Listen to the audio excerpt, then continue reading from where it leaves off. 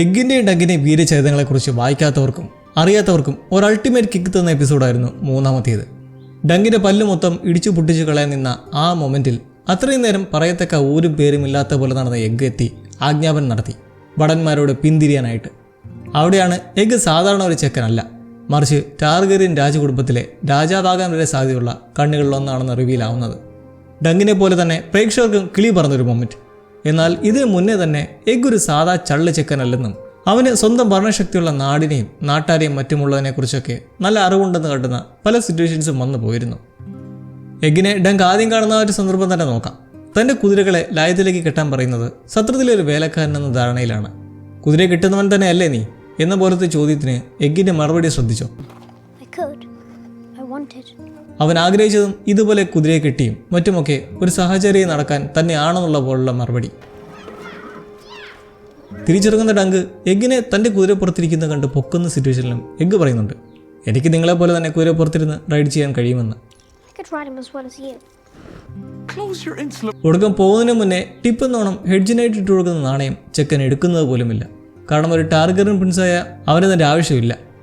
7 സാമ്രാജ്യങ്ങളുള്ള എല്ലാ നേഴ്സിനെയും അറിയോ എന്ന ഡങ്കിൻ്റെ ചോദ്യം വന്നതിന് ശേഷം ആദ്യ ജൗസ് ടൈമിൽ മത്സരിക്കുന്നത് ആരാണെന്നറിയാൻ എഗ്ഗിനോട് ആരായുമ്പോൾ വ്യക്തമായി പറയുന്നുണ്ട്, വലാർ, ബെയ്ലോറിൻ്റെ ആദ്യ പുത്രനും സിംഹാസനത്തിലേക്ക് 2ാം സ്ഥാനത്തുള്ള രാജകുമാരനും എന്ന്.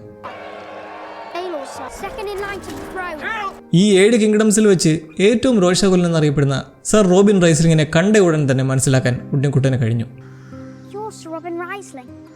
പിന്നെ ടാർഗറിയൻ കിങ്സ് ഗാർഡിൽ കേവലം ഒരു ക്രാബറായ സർ ഡൊണാൾഡിന് വരെ എത്തിപ്പെടാമെന്ന് ഡങ്ക് കരുതിയപ്പോൾ എഗ്ഗിൻ്റെ സ്പഷ്ടമായ വിശദീകരണം നമ്മൾ കണ്ടതാണ്. സർ ഡൊണാൾഡ് ഓഫ് ദി ഡസ്കൻഡലിനെ കുറിച്ചാണോ നിങ്ങൾ ഉദ്ദേശിച്ചത്? അദ്ദേഹത്തിൻ്റെ പിതാവിൻ്റെ നിയന്ത്രണത്തിലാണ് വെസ്റ്റോസിലെ പകുതിയിലേറെ നാവിക സന്നാഹവും.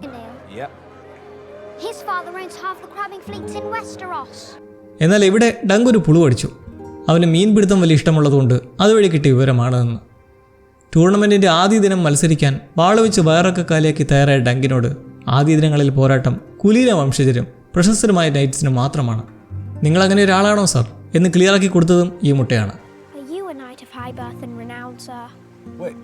പാവ ഡങ്കിനെ പോയതൊന്നും കേട്ട് സംശയം തോന്നാനുള്ള ഒരു ബുദ്ധി തോന്നിയില്ല. എന്ത് ചെയ്യാനാ? ടാർഗറിയൻ വിപ്ലവം ബ്ലാക്ക് ഫയർ റെബലിനെ കുറിച്ച് നല്ലവണ്ണം എഗ്ഗിനറിയാമെന്ന റിവീലിങ്ങിന് മുന്നേ തന്നെ നമ്മളെ കാട്ടിത്തന്നു. ബ്ലാക്ക് ഫയർ പ്രറ്റൻഡേഴ്സുമായി ബന്ധപ്പെട്ട് വാള് വീശുന്ന പോലെ ഉണ്ണിക്കുട്ടൻ പ്രാക്ടീസ് ചെയ്യുന്നതും മരത്തിൻ്റെ മുകളിലിരുന്ന് റെഡ് ഗ്രാസ് ഫീൽഡ് യുദ്ധത്തെക്കുറിച്ച് പാടുന്നതായുമൊക്കെ. തുടക്കത്തിൽ തന്നെ ഡങ്കിനെ പെട്ടെന്ന് കാണുമ്പോൾ എഗ്ഗ് അഭിസംബോധന ചെയ്യുന്നത് ശ്രദ്ധിച്ചായിരുന്നോ? പൊതുവെ കീഴ്ജാതിക്കാരായിട്ടുള്ളവർ മൈ ലോഡ് എന്നല്ല മീ ലോഡ് എന്നാണ് പറയുക.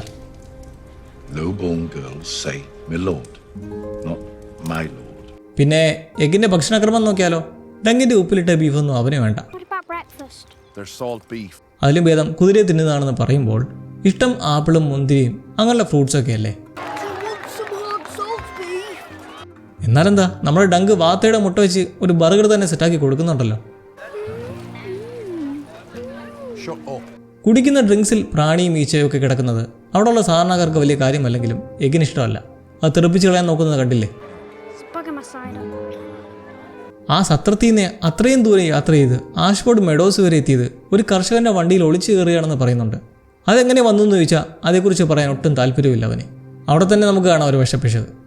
ഡങ്ക് അവൻ്റെ അച്ഛനെ തൂക്കിലിരുന്ന് കണ്ടിട്ടുണ്ട്. എഗ്ഗിന് അവൻ്റെ അച്ഛനെക്കുറിച്ച് അറിയാമെന്ന് ചോദിക്കുമ്പോൾ ചെക്കൻ അവിടെയും ഒരു ട്രിക്ക് ഇറക്കുന്നുണ്ട്, അറിയില്ല എന്ന്. എഗ്ഗിനെ മനസ്സിലാക്കാൻ പറ്റിയൊരു അവസരമായിരുന്നു ഡങ്കിന്.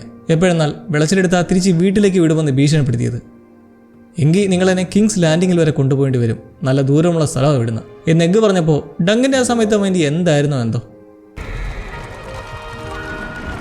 ആഷ്ഫോർഡിലേക്ക് ഹൗസ് ടാർഗറിയൻ്റെ വരവ് കണ്ടപ്പോഴേ എഗ്ഗിൻ്റെ പമ്പലും പരങ്ങലും നമ്മൾ ശ്രദ്ധിച്ചതാണ്. അതുപോലെ തന്നെയായിരുന്നു പിന്നീട് ഒരു സാഹചര്യത്തിൽ നമ്മുടെ MVP റെയ്മണ്ട് ഫോസോവെ.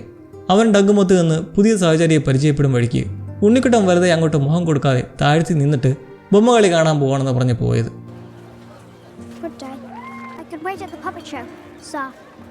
രാത്രിയിലെ ഉദ്ഘാടന മത്സരത്തിൽ അശോകേട്ടൻ്റെ തോളിലിരുന്ന് നല്ല വ്യൂവിൽ കാഴ്ച കാണുന്ന നേരം തൻ്റെ കുടുംബത്തെ തന്നെ കൺമുന്നിൽ കണ്ടപ്പോഴുണ്ടായ അസ്വസ്ഥതയും വല്ലായ്മയും നിങ്ങൾ കണ്ടതല്ലേ? ഏതാണ്ട് ഈ സമയത്തൊക്കെ തന്നെ എഗ്ഗിനെ മിസ്റ്ററി ഏകദേശം പിടികിട്ടാൻ തുടങ്ങി. ഏരിയോൻ ടാർഗറിയനും ഹംസ്ഫ്രീ ഹാർഡിങ്ങുമായിട്ടുള്ള പോരാട്ടമുണ്ടായിരുന്നല്ലോ. കൊല്ലവനെ എന്ന് ഉണ്ണിക്കുട്ടൻ കിടന്ന് അലറുന്ന കണ്ട് ഡങ്ക് തന്നെ ഞെട്ടിത്തരിച്ച് നിന്നുപോയി.